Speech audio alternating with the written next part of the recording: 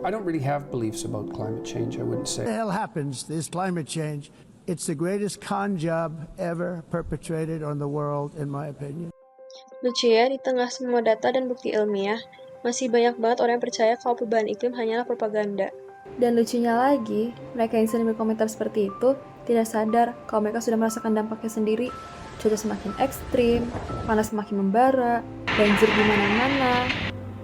Setuju banget, karena dari jurnal yang aku baca, menurut IPCC IR6, ini tuh sebenarnya 90% dari pemanasan global semenjak 1850 itu terbukti terjadi karena aktivitas manusia gitu. Jadi menurut aku, kalau ada orang yang bilang ini tuh cuma siklus bumi, pemanasan global itu cuma siklus bumi, itu tuh sebenarnya udah gak relevan lagi, karena dengan faktor utamanya adalah aktivitas manusia. Artinya ini tuh bukan proses yang alami atau yang natural yang seharusnya terjadi. Nah, maka dari itu kami ingin berdiskusi mengenai skenario reaksi iklim di masa depan yang berdasarkan dari data sains, bukan dari mitos maupun asumsi. Oke, kalau bercakap tentang proyeksi iklim, istilah yang sering muncul itu ialah RCP dan juga SSP kan. Itu semacam cerita masa depan bumi yang dibikin pakai model ilmiah.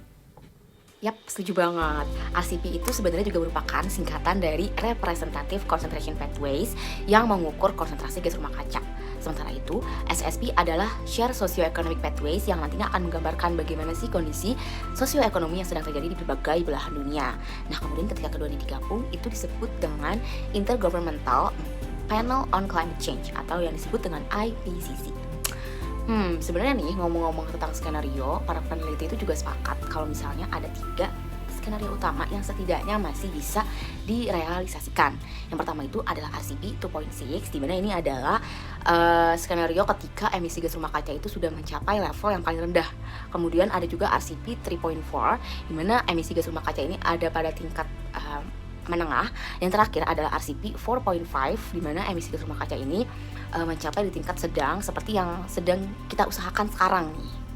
Kebetulan, aku juga menemukan penelitian dari Shukla dan juga kawan-kawan pada tahun 2022, di mana berdasarkan proyeksi iklim yang telah mereka buat, mereka bilang kemungkinan atau likelihood untuk bumi memanas lebih dari 3 derajat Celcius pada 2100 adalah sekitar 20%, yang bermaksud ianya tergantung kepada seberapa cepat manusia bisa melakukan perubahan atau praktek yang lebih baik. Dan kenaikan suhu sebesar 1,5 derajat Celcius sekalipun itu sebenarnya udah cukup banget buat bikin sistem bumi kita ini tuh berubah. Ya seperti mencairnya es di kutub, naiknya permukaan air laut, dan tanpa kita sadari, bencana alam yang terjadi di dunia juga sudah semakin meningkat. Nah, ternyata laut itu juga merupakan salah satu indikator yang paling terlihat jelas dampaknya dari perubahan iklim. Menurut salah satu jurnal yang aku baca dari Global Sea Level Rise tahun 2023, itu bilang kalau ternyata kenaikan permukaan air laut ini nggak cuma disebabkan dari es di kutub yang mencair, tetapi juga ada faktor dari pemuaian air laut yang semakin mengembang karena tingginya suhu bumi. Jadi, semakin tinggi suhu global, maka volume air laut juga menjadi semakin besar, yang pada akhirnya akan berdampak ke pesisir-pesisir pantai kita. Nah, dampak dari kenaikan itu udah mulai terasa sekarang nih, Vin. Di banyak wilayah pesisir, air laut udah mulai masuk ke daratan yang menyebabkan banjir rob, merusak infrastruktur, dan juga mencemari sumber air tanah. Selain itu, habitat penting seperti hutan mangrove juga terancam hilang. Indonesia, sebagai negara kepulauan, termasuk yang paling rentan. BMKG bahkan memproyeksikan sebagian wilayah pesisir utara Jawa bisa tenggelam nih sebagian pada tahun 2050. Belum lagi adanya fenomena marine heat waves atau gelombang panas. Ini tuh pada dasarnya adalah gelombang panas, tapi di bawah laut, di mana suhu permukaan air ini menjadi meningkat drastis dalam waktu yang lama. Nah, hal ini tuh berdampak langsung ke terumbu-terumbu karang yang sensitif yang hidup di dalamnya, sehingga terumbu karang ini menjadi memutih bahkan hingga mati. Dan juga terhadap ikan-ikan, karena ikan-ikan ini gak kuat panas, mereka jadi akhirnya bermigrasi ke tempat lain. Nah, dari salah satu jurnal yang aku baca dari Nature Climate Change pada tahun 2022, bilang kalau ternyata fenomena marine heat waves ini telah meningkat hingga 20 kali lipat dibanding 50 tahun yang lalu. Jadi bayangkan aja, pada zaman dulu fenomena ini sangat jarang, namun sekarang fenomena ini bahkan sudah sangat banyak terjadi dan dapat kita temui di samudera manapun. Dan tentunya ada efek berantai juga nih, Vin, seperti pengasaman laut karena karbon dioksida yang makin tinggi akan menurunkan pH laut. Nah, ini bisa menurunkan proses pembentukan kalsium pada organisme bercangkang, seperti karang dan juga sebagian plankton, yang berarti kalau misalnya organisme mereka terganggu, rantai makanan di laut juga pasti ikut terganggu. Sebenarnya seringkali yang aku lihat tuh sebenarnya orang-orang tuh ngerasa kayak dampak-dampak ini tuh nggak sedekat itu apa yang mereka kira gitu. Misalnya banjirnya di daerah situ deh, itu bukan daerah aku nggak terdampak gitu jadinya. Tapi sebenarnya menurut aku dampak-dampak ini tuh lebih dekat apa yang kami kira atau kita kira. Itu tuh karena sebenarnya misalnya suatu logam berat atau pestisida yang sebenarnya persebarannya harusnya di situ doang, tapi dengan adanya curah hujan ekstrim ini atau bahkan misalnya banjir, ini tuh bahkan bisa membuat runoff yang kayak membawa pestisida atau logam berat atau polutan lainnya terbawa ke tempat yang seharusnya mereka nggak kebawa gitu. Jadi mencemari kayak tanah atau sungai yang dimana kayak juga sumber air putih kita atau air minum kita. Jadi yang kayak mungkin nggak kita doang yang terdampak secara langsung, tapi tumbuhan atau hewan yang juga sebenarnya secara ekologi juga berdampak gitu ke kita. Kalau gitu bakal muncul dong istilah basah semakin basah dan juga kering semakin kering. Dalam arti kata lain, banjir akan menjadi lebih parah dan juga kekeringan seperti kemarau akan menjadi lebih sering. Kedua-duanya ini mempunyai impak yang sangat buruk dan akan menjejaskan contohnya pertanian dan juga sumber air bersih. Nah, nggak hanya itu, sebenarnya itu udah kerasa banget akhir-akhir ini menurut aku kayak curah hujan di Indonesia, apalagi akhir-akhir ini tuh kayak ekstrim banget, dan bahkan akhir-akhir ini atau mungkin udah sebulan kayak hujan deras, terus hujan angin dan segalanya. Nah, ini tuh juga ada kemungkinan bahwa ini tuh dampak perubahan iklim juga, dimana tuh aku baca juga di jurnal namanya judulnya tuh Future Projections of Extreme Rainfall in Indonesia.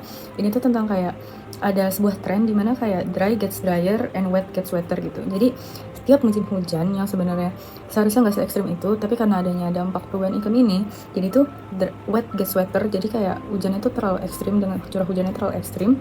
Dan sebaliknya juga tentang musim kemarau, dimana musim kemarau tuh seharusnya nggak se-ekstrim itu, tapi dengan ada dampak perubahan iklim ini tuh jadinya justru kekeringan gitu atau terlalu panas jadinya. Bahkan, dari sisi lain, kebakaran hutan juga menghasilkan karbon hitam dan juga ozon troposfer, dua zat yang diketahui mempercepat pemanasan global di dalam proses siklus umpan balik positif atau positive feedback cycle. Ianya terjadi ketika peningkatan suhu akibat emisi gas tersebut tadi memicu frekuensi dan juga intensitas kebakaran yang lebih tinggi, sehingga semakin memperparah lagi iklim global. Yang bikin miris juga nih guys, sebenarnya data ini tuh semua udah jelas, terbukti juga gitu secara ilmiah. Tapi sayang banget masih banyak orang-orang yang percaya kalau climate change ini tuh hanya sekedar isu politik belaka. Padahal World Bank Climate Risk Report di tahun 2022 itu udah jelas menyatakan 75% emisi global yang ada sekarang itu berasal dari negara-negara berkembang, ya termasuk negara kita ini. Dan kalau kita tidak segera memperbaiki kebijakan iklim dan kelembagaannya sebelum 2030, IPCC memperkirakan bahwa kita hanya memiliki 40% kemungkinan untuk menjaga suhu bumi di bawah 2 derajat Celcius. Sisanya ya kita akan menghadapi realita dengan suhu yang ekstrim dan cuaca yang ekstrim di 2100. Karena itulah Steph, gaya hidup sekecil apapun itu bisa berpengaruh. Kalau aja kita bisa mengurangi 1 ton karbon dioksida di dunia ini, ya sebenarnya kita sudah selangkah lebih maju menuju masa depan yang lebih baik. Yang kadang dilupakan juga nih, skenario ini tuh bukan takdir, tapi pilihan kita semua. Kalau terus kayak gini, siap-siap aja nih bumi bakal bisa panas lebih dari 3 derajat Celcius. Nah, tapi masih bisa banget kok Al. Kalau kita udah mulai mau bergerak dengan langkah kecil kita mulai dari sekarang, ya seperti investasi di energi bersih kayak tenaga surya ataupun tenaga angin, terus juga mengurangi sampah plastik supaya makin gak nyampah di laut, terus hemat listrik supaya mengurangi emisi karbon, dan juga yang paling penting, mendukung kebijakan pemerintah dalam mendukung gerakan rendah karbon. Itu semua pasti masih bisa berdampak kok untuk lingkungan. Ini tuh aku setuju banget, karena kalau aku lihat dari IPCC juga, bahkan tuh pencegahan, bahkan sesedikit pun atau sesedikit bahkan 0,1 derajat Celcius itu tuh sebenarnya udah berguna gitu, jadi nggak ada yang sia-sia. Jadi menurut aku bahkan untuk 0,1 derajat Celcius itu banyak banget yang harus kita perjuangin, bahkan banyak banget awareness yang masih kita perlu tanam gitu. Kalau gitu, sebenarnya kita bisa mulai dari hal yang paling kecil dulu ya, kayak naik transportasi umum buat ngurangin jejak karbon, tanam pohon di sekitar rumah, pakai alat elektronik seperlunya, dan juga mulai beralih ke energi terbarukan. Perubahan iklim ini bukanlah hoax. Bukan juga sekedar teori konspirasi. Tapi realitas yang sedang kita jalani. Dan juga masa depan yang bisa kita ubah. Kalau kita mau. Mulai detik ini.